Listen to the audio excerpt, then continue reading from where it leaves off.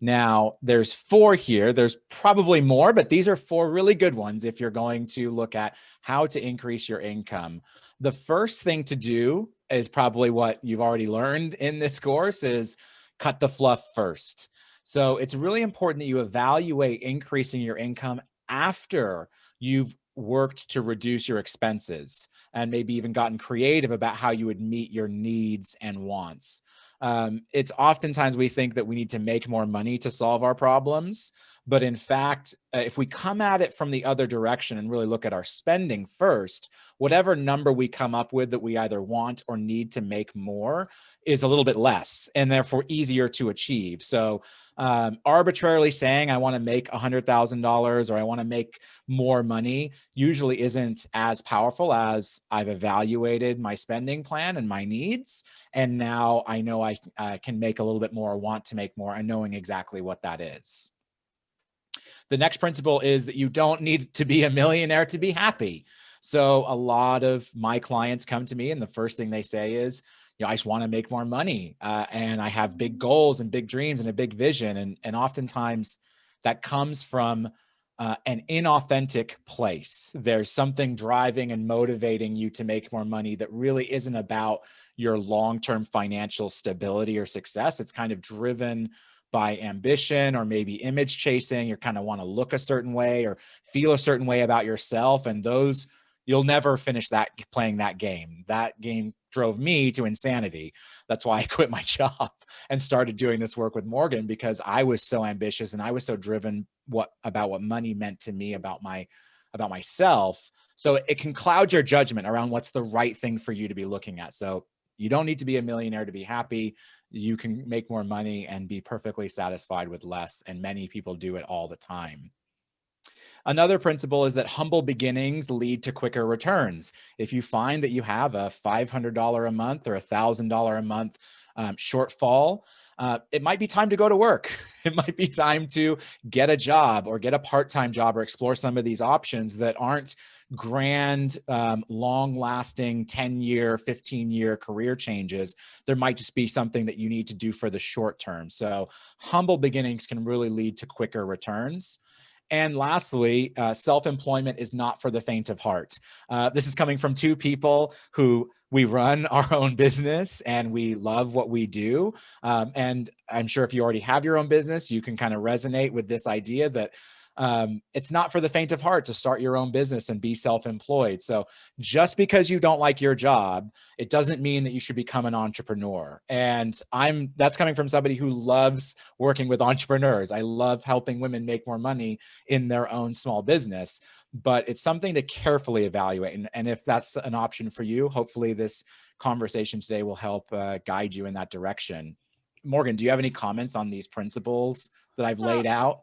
Yeah, I mean, I think they're just great kind of across the board. I mean, cut the fluff first. That's what we've done, ladies, really. We've looked at where every bit of your money is going so that you know when you're earning the money that it's going towards something that matters and not just kind of evaporating into the ether and, therefore putting you under pressure to earn more and more. So that's one of my favorites. It's just kind of my all-time go-to.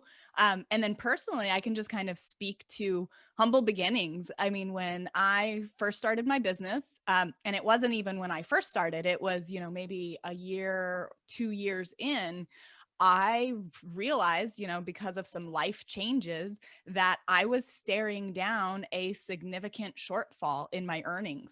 I knew what I had been making and I knew that it wasn't going to be enough. And there was a time where I had to say, okay, I mean, this is where the rubber meets the road. And in order to keep my business afloat, I had to freelance out some services, which I know is one of the items that you'll be covering here. And it was humbling. Here I was a couple years into my business and kind of had this idea of, oh, I thought that this would be sustaining itself by now. And there was just kind of a reality to face that, hey, I just had to get to work. I had to find a way to bridge the gap I was facing. And it was actually more empowering than anything. I think there could have been a chance for me to look at that as like, oh, I have failed or, oh, it's not working. But it was really just kind of a stepping stone to help me get to where I am now. And it was humble beginnings. So that one definitely resonates with me personally. Yeah, it can be so powerful to when you have a plan for your spending and all of your expenses to know that, okay, this is the gap I need to fill. And even if you take a humble job or some extra work for a period of time, that can be empowering because you know it's making your plan work. Yeah. Versus, I think a lot of people don't want to take certain types of work or make money in a certain type of way because it doesn't feel like they're making any progress in their career or their life or their overall journey. So, Yeah, um, it feels like a step backwards, yep. but in reality, if it's part of a plan that you're executing to, ultimately get you to where you want to be, then you're right. It's got a completely different flavor to it. So that's an important one to point out there, ladies, if you're looking at that one.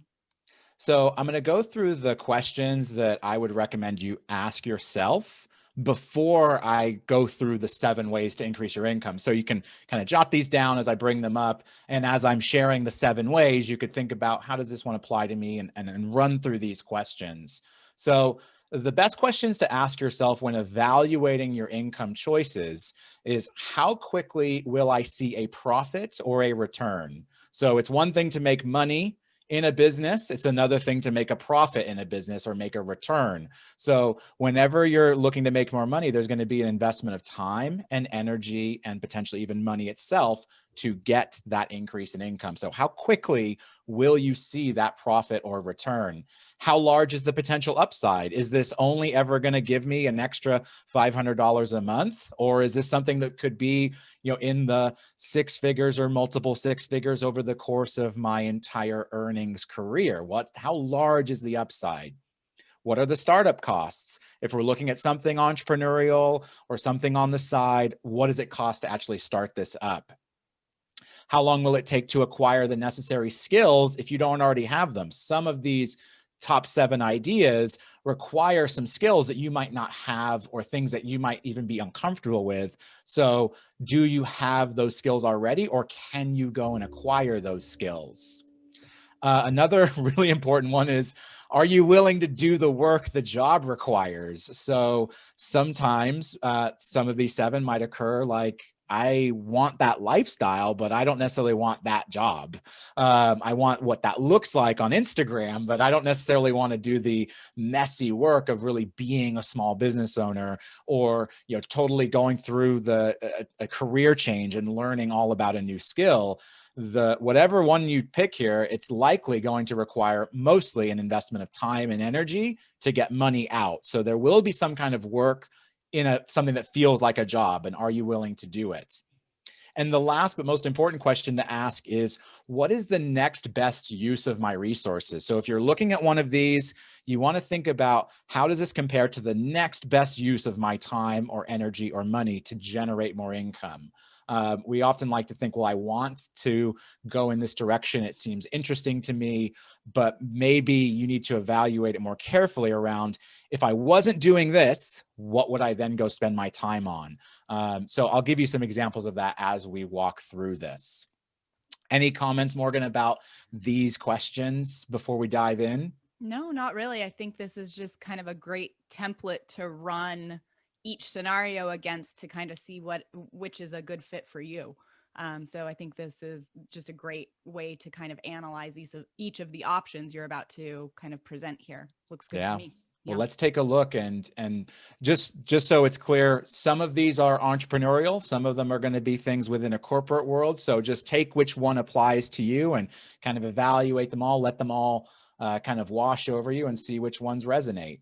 So let's look at the 7 ways to increase your income. So from number 1 to number 7, we have start a side hustle, we have pick up gigs or gig work, freelance your professional skills, negotiate a raise, one place. So I put together a little chart here with arrows going in different directions. So just follow along with me. From the top to the bottom is an evaluation of how much resources you're going to have to invest, meaning time, energy, and money, those 3 resources that you have available.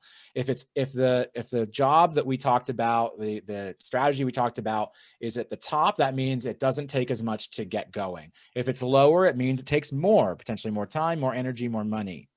And then from left to right, if it's on the right, that means it's more of a for sure thing. It has a higher likelihood of success. And if it's on the left, it means that it has a lower likelihood of success. It's less likely to succeed. It's got some risk. And there's going to be some circles that show up in a second. And the size of the circle tells you how much the potential earnings could be. So we're looking at 3 different things here. Let's take a look at these then.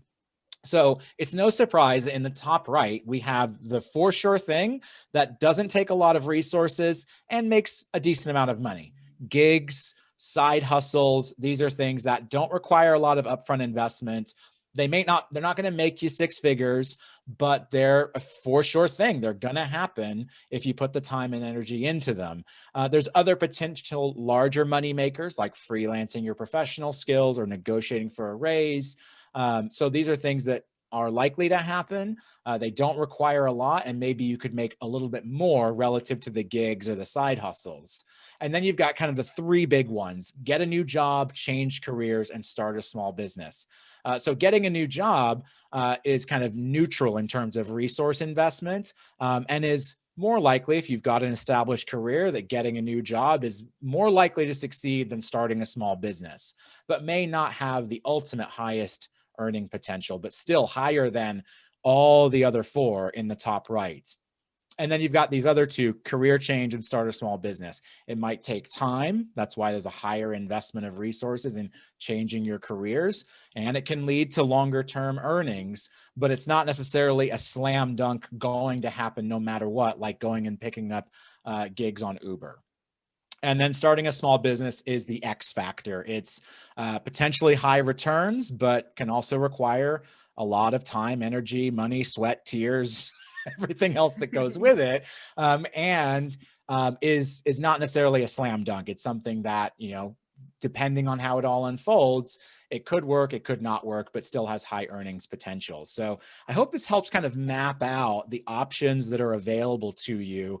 This isn't the end all be all list, but these are the common money moves that I see people taking to shore up those shortfalls in their spending plans, in their annual plans, to actually make their plans work. It's funny. No. What's funny? When I look at this, I realize I've done every single thing on here. I bet you have. You just bounced around. Ding dong, ding dong, ding dong, ding dong. And I've never thought of it in that context. I've seen you put this stuff together, and I never really thought of it until I see it all mapped out here. And I've done everything on here, and sometimes more than one at a time, because I generally have a pretty good connection to my money, my expenses, my income requirements. I haven't always, because as you know, listening to the other modules, I've definitely grappled with the credit card debt cycle and all of that. But, which is why sometimes I needed an extra job. But I always kind of knew where I was. And it was very clear to me sometimes that it's like, oh my gosh, I got to make a move because this doesn't work. What I'm doing isn't working. And so as I look at this, I've done all of the above. Maybe it's not necessarily, the gig stuff might have been a little different because at that point, there wasn't an Uber or, Instacart or something in a few years back. There just weren't those options, but I did something comparable at the time,